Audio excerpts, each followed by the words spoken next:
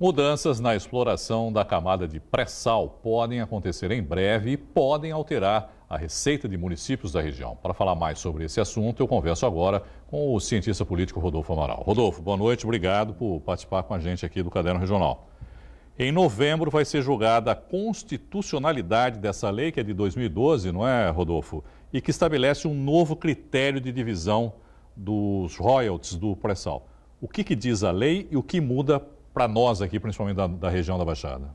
A lei que está em vigor hoje, ela contempla os municípios que estão restritos a áreas petrolíferas, a campos petrolíferos, por isso que o Rio de Janeiro, o Espírito Santo tem uma boa remuneração de royalties. São as bacias, né? Bacias de Campos, bacia de Santos. De Santos. Então, e a lei que foi aprovada pelo Congresso Nacional em 2012, ela criou uma nova sistemática de distribuição onde beneficiam todos os municípios e todos os estados, independente de eles terem... Do país todo? Do país todo. Então, isso muda, obviamente, o sistema de cálculo.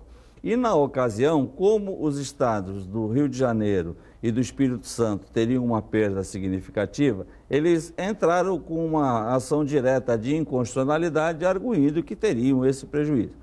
Bom, quando começou a ser apreciada essa ação direta de inconstitucionalidade, a então ministra, que chegou a ser presidente do Supremo, Carmen Lúcia, pediu vistas ao processo e está na gaveta dela há 6 anos.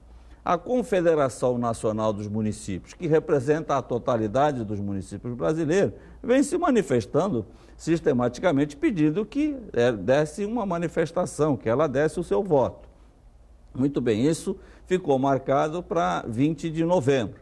Se o Supremo considerar que a lei é constitucional, e é que provavelmente irá acontecer... Só te interrompendo rapidamente, Rodolfo. Como é que está a situação hoje? Já está sendo distribuído para todos os municípios ou não? A partir do momento que houve esse questionamento, suspendeu-se a lei? Manteve-se o que estava em vigor até então. Estava em vigor até então. Só para a gente entender. Por exemplo, no ano passado, aqui na nossa região, nós tivemos o município de Bertioga recebeu 76 milhões e o município de Cubatão recebeu 98 milhões. Porque eles recebem esses royalties por 2 modalidades. Uma em função da direcionamento ser limítrofe à área dos campos petrolíferos e outras por serem municípios que eles chamam os afetados, certo? Por operação. Porque esses municípios é que sofrem o ônus e os riscos da exploração, e por isso eles receberiam esses royalties. É mais ou menos isso? Exatamente. Por exemplo, os afetados são aqueles que têm uma influência direta com o processo... Que pode haver um vazamento, por exemplo, lá por isso na que plataforma. Ilhabela, Bertioga, Ilhabela, São Sebastião, certo? São os municípios que dividem uma boa parcela disso, e Cubatão, porque tem um processo de refino. Agora, qual foi o argumento usado, Rodolfo, para alterar a lei? Por que de repente decidiu-se que todos devem receber? Qual foi a argumentação? Na verdade...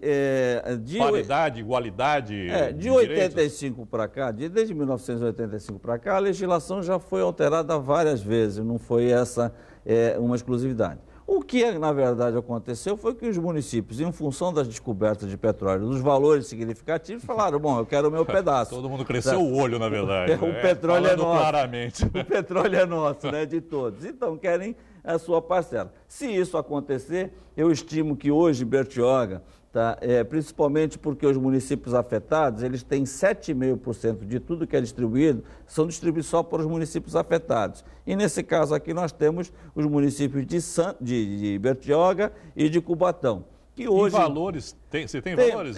Bertioga perderia hoje algo em torno de 50 milhões no ano. 50 milhões. E o Cubatão um pouco mais, algo em torno de 65 milhões. Faz uma Santos diferença. também sofre com essa mudança, não é? Mas Santos tem uma participação inexpressiva nos royalties. Hoje não chega a 2 milhões de reais. O município aqui do litoral paulista mais beneficiado é Ilhabela, que no ano passado recebeu 350 milhões de reais de royalties, ou seja, um município com 35 mil habitantes recebendo 350 milhões, dá 10 mil reais por habitante só de royalties. Você, na sua opinião, diria que é justo ou injusto a mudança?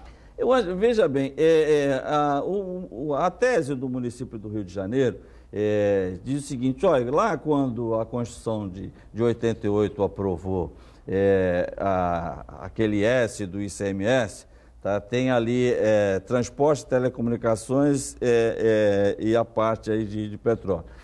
Ficou de fora, a tributação do ICMS ficou, certo, no destino e não na origem, certo? O município do Rio de Janeiro foi prejudicado. Então, eles alegam o seguinte: olha, se nós fomos prejudicados no ICMS, é justo que nós sejamos beneficiados nos royalties. E no Rio de Janeiro são valores significativos, né? Os municípios hoje do Rio de Janeiro, tem municípios do Rio de Janeiro que recebem mais de 800 milhões, 500 milhões, é muito comum. Que faz diferença no caixa, vamos combinar. O caso de Ilhabela aqui, proporcionalmente falando, é uma coisa absurda, 20 vezes mais do que o IPTU do município.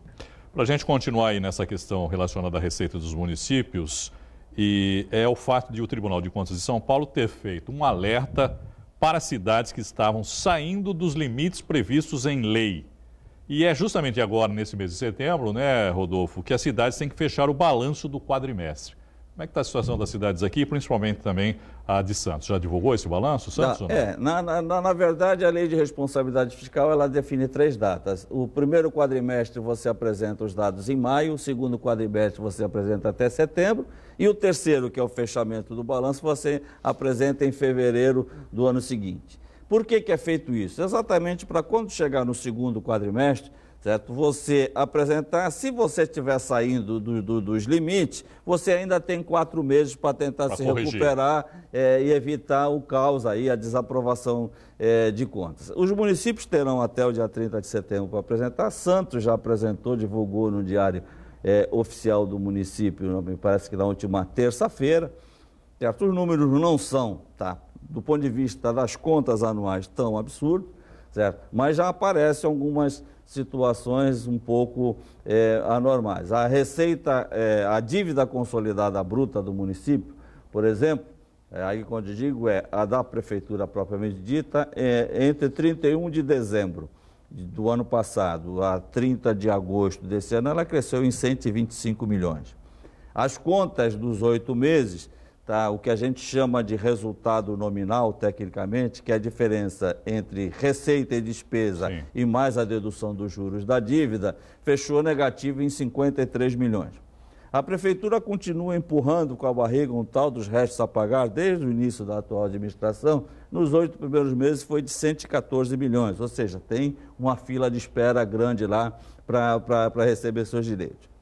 Mas eu diria que no caso de Santos especificamente, se você trouxer alguém técnico da prefeitura aqui, o secretário de Finanças, algum assessor, ele vai dizer: não, nossa situação financeira está tranquila, porque a Lei de Responsabilidade Fiscal diz que você pode se endividar até os municípios, 1,2% o total da sua receita corrente líquida. Então, no caso do município de Santos, que tem uma receita corrente líquida de 2,5 bilhões, eu poderia ter uma dívida de até 3 bilhões de reais. E a dívida da Prefeitura de Santos hoje, da administração direta, é em torno de 550 milhões, estaria bem longe desse limite.